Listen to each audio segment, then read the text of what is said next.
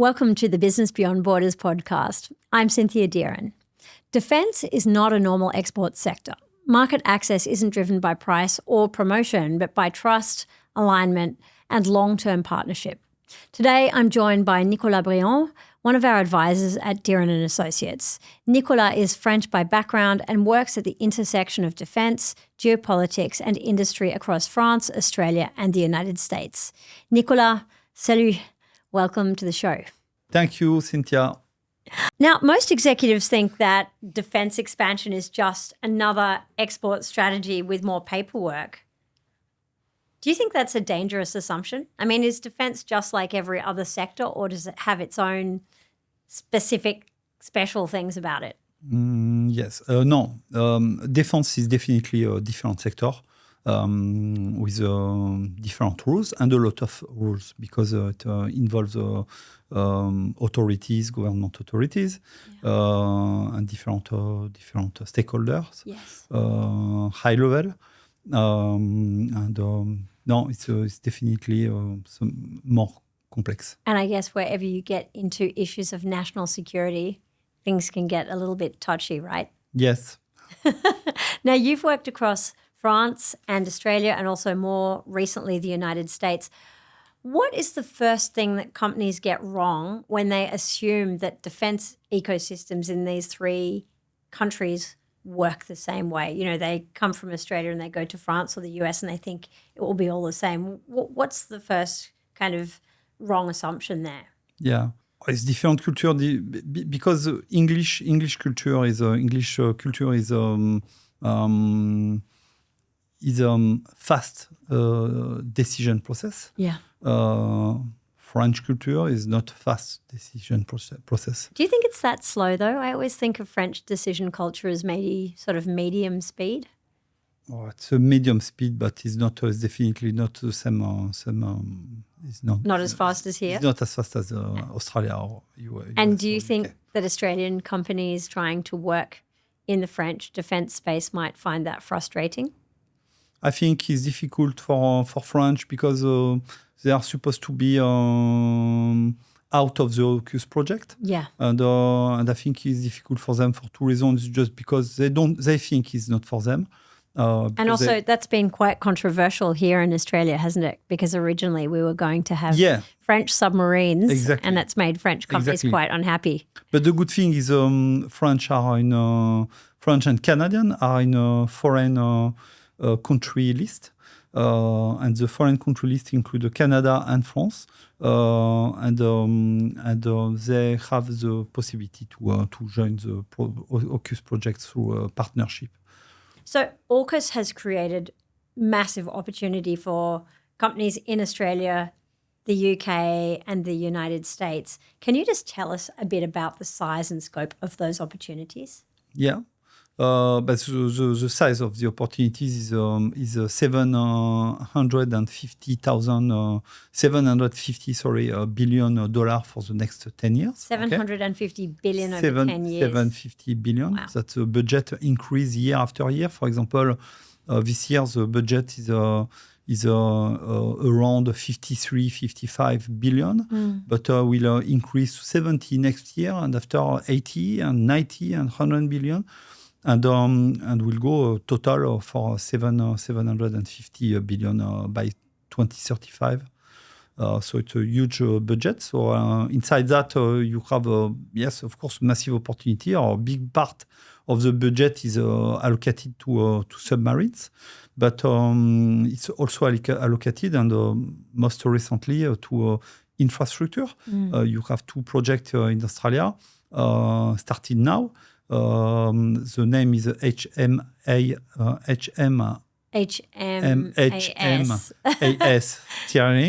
Stirling in Perth, and the second one is the name is Osborne Shipyard in Adelaide. So what are those two projects about? The project about is to build all the infrastructure and the military base and the tunnel for submarine maintenance. So the first project in Perth is 8 billion, and the second is 2 billion in Adelaide. And Australia is seeking companies with transferable skills. It means not company obviously already in defense now, but they offer. They have the skills to actually transfer the skills and to convert them in a defense sector. So it's a lot of opportunity for Australian companies, US, UK, and French and Canadian companies. This episode is brought to you by OFX. One of the things we see all the time with companies expanding internationally is that the strategy might be sound, the market choice might be right, but the financial plumbing is just not keeping up. Managing global finances can quickly turn into juggling currencies, unpredictable cash flow, and far too much admin. OFX helps take that friction out. They're trusted by more than 37,000 businesses worldwide, and they make it easier to pay international suppliers and teams in local currencies, while saving on FX fees and simplifying the admin through one platform. If your business is operating across borders, OFX gives you clearer visibility and more control over your cash flow. You can find out more at ofx.com, and we'll put a link in the description. AUKUS creates opportunity. It's creating huge opportunities that you've just mentioned right now, but it's also quietly closing doors for some other people. So who finds it easier to engage now, and who finds it much harder than before? Of course, it's easier for US and UK companies because they have to go through a process and to get an authorized, what we call the authorized letter, but we won't go through the detail today. But that will make the business much easier, of course, because for 70% of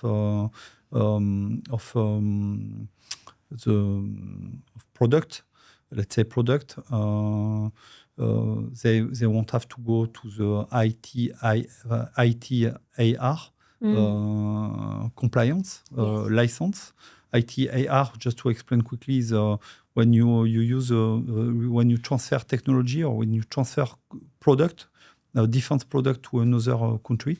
Normally, you have to go through an ITAR license. Yes. That it takes time for each product, but this authorized letter allow American and English to go straight away to the market with 70% ITAR free license. Yes.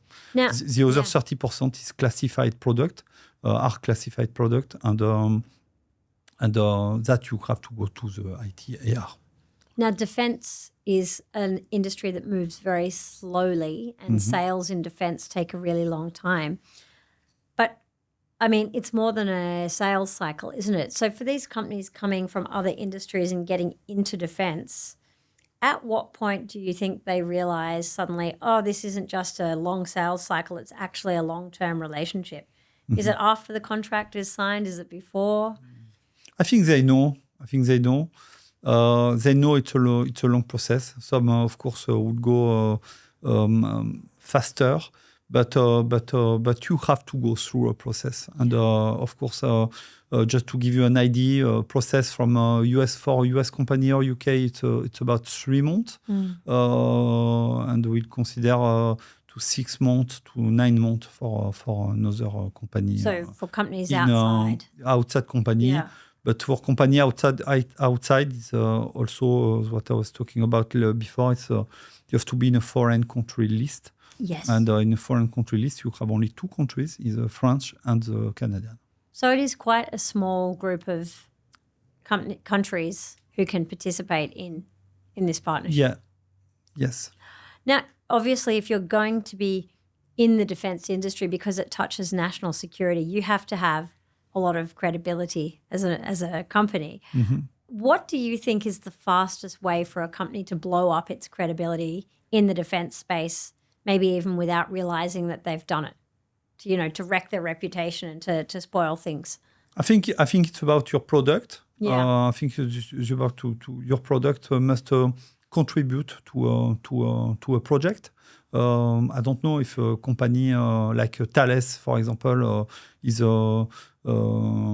developing a technology or product. Your product must be valuable. Yes. Or more valuable for. So it's really about the quality and whether it solves a problem for the defense partnership. Yes. You are a technology partnership partner. Yeah. And as a technology partner, you must have a product that respond to the demand. Yeah. So if a board came to you tomorrow and said, is our company ready for defense-led expansion overseas into the United States, into France, or maybe coming from France back into Australia, what would you look at in their operations before you said, yes, you're ready to go? Yeah, I would say we can't start any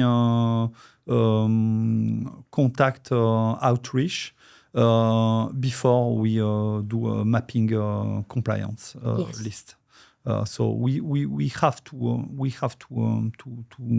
prepare a mapping, a compliance list to see if yes or no it was to go, and how long do you will need, what's the budget, what kind of financial help they can get from Australian government. And just before we wrap up, what is the one piece of advice that you would give to defense companies looking at international expansion in 2026? Because we're operating in a very volatile environment at the moment, particularly, the month of January 26 has had a lot of news headlines. What's the one thing that companies operating or wanting to operate internationally in defense need to keep in mind?